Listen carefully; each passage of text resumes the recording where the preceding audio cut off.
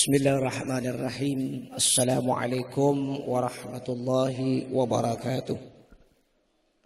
Alhamdulillahi rabbil alamin.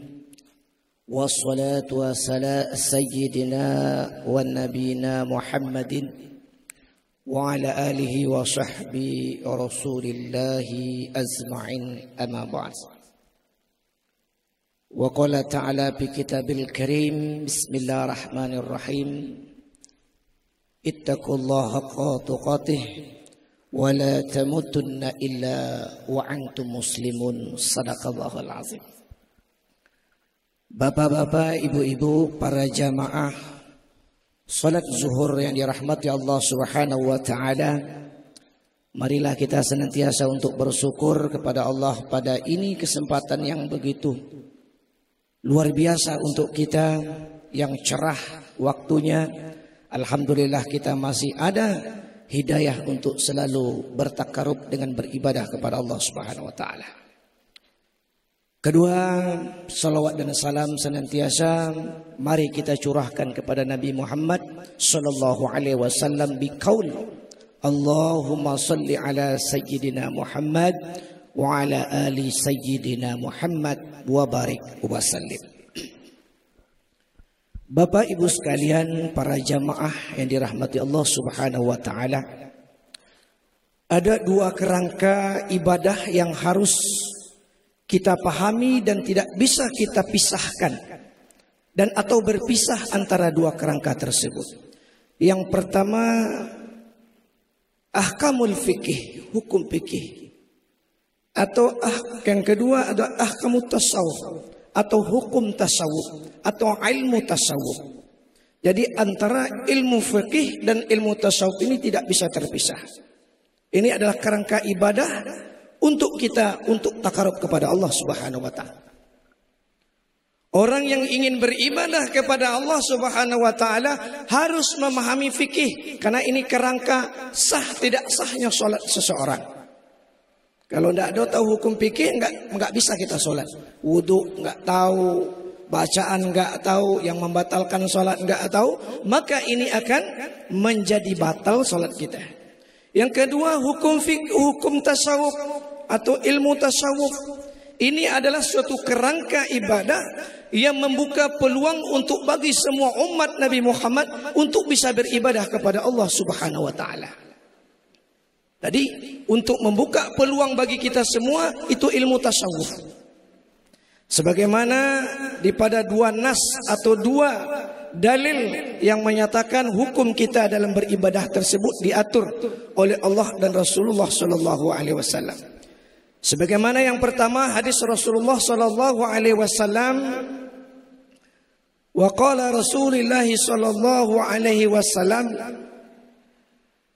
anta budullaha ka'annaka taraka fa illam yakun tarahu fa innahu yaraka. Yang kedua Al-Quran, qad aflaha man mu'minun,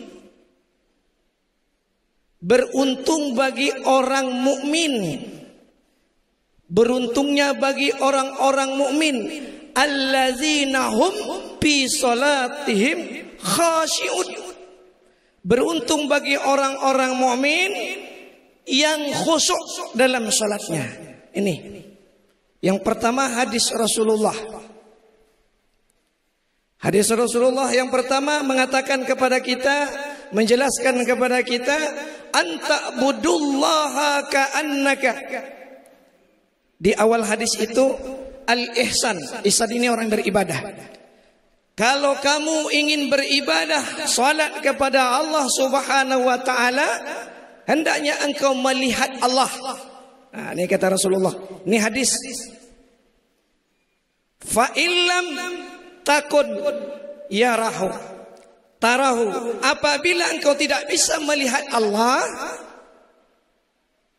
fa innahu yaraka, maka Allah maha melihatmu atau Allah melihatmu.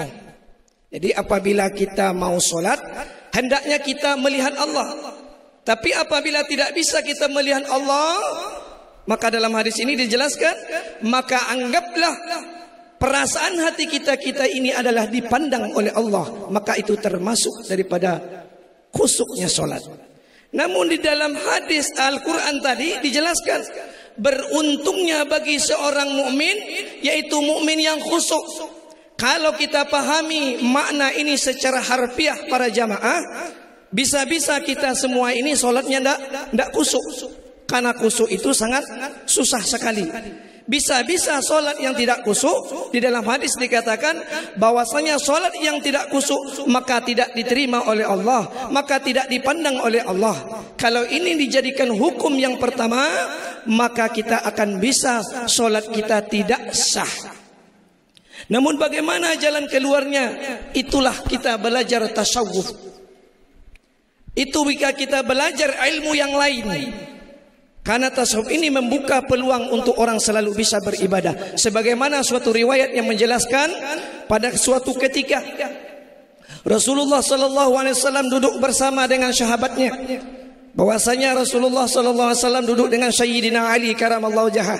Ada sahabat-sahabat yang lain, dan ada di antara sahabat itu dari kaum Badui bertanya tentang hal kekusukan solat. Karena solat yang khusyuk itu sangat baik sekali. Karena yang khusyuk itu yang dinilai oleh Allah Subhanahu wa taala. Ini anggapan daripada orang yang memahami hukum fikih. Itu betul semua.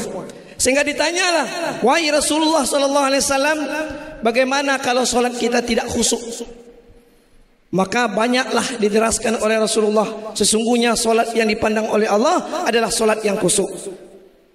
Namun bertanya Sayyidina Rasulullah kepada Sayyidina Ali, wahai Sayyidina Ali, apakah engkau sanggup untuk melaksanakan solat yang khusyuk?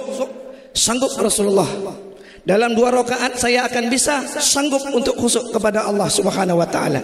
Namun singkat cerita, datanglah waktu solat di ketika itu, sehingga Sayyidina Ali mengambil wuduk.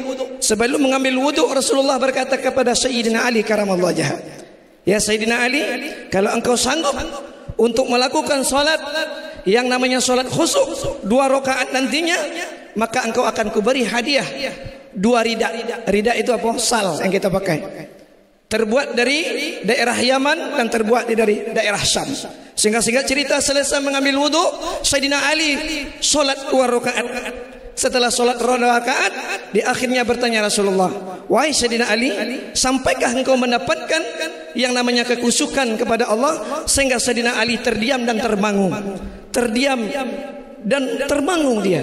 Ditanya oleh Rasulullah, wahai Sayyidina Ali, sampaikah engkau kepada kekhusyukan? Sayyidina Ali menjawab, wahai Rasulullah, sungguh aku yang pertama, aku bisa khusyuk. Namun yang kedua, ku ingat janjimu bahwasanya engkau akan memberi hadiah.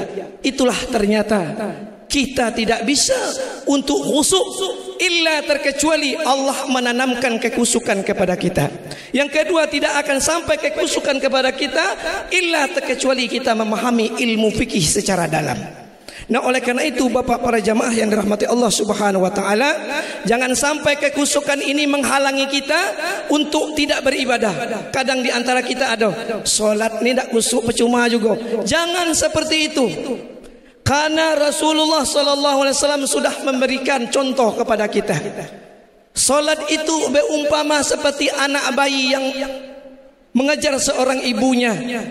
Saat anak bayi atau anak kecil yang mengejar ibunya tertatah-tatah, tertatih-tatih, terjatuh sampai maka ibunya akan menggendong. Begitu juga kita beribadah kepada Allah Subhanahu wa taala. Walaupun belum khusyuk, belum pun konsentrasi kita belum ada, tetapi sesuai dengan ilmu fikih jalankan ibadah tersebut, karena Allah tidak akan menilai segala sesuatu terkecuali keikhlasan kita beribadah kepada Allah Subhanahu wa taala. Jadi singkat cerita, jangan sampai kita kekhusyukan ini menghalangi kita beribadah. Kenapa? Memaksakan diri untuk berkhusyuk, maka itu akan sulit. Apabila kita memahami khusyuk itu, maka kita akan bisa lari daripada ibadah kepada Allah Subhanahu wa taala. Bapak Ibu sekalian para jamaah Allah Subhanahu wa taala, oleh karena itu marilah kita memahami 2 ilmu tersebut, ilmu fikih dan ilmu tasawuf. Mudah-mudahan kita yang untuk beribadah kepada Allah selalu diberikan hati yang khusyuk oleh Allah Subhanahu wa taala. Ini saya yang dapat saya sampaikan, mudah-mudahan ada manfaatnya. Akhirul kalam wassalamu wal barakah. Wassalamualaikum warahmatullahi wabarakatuh.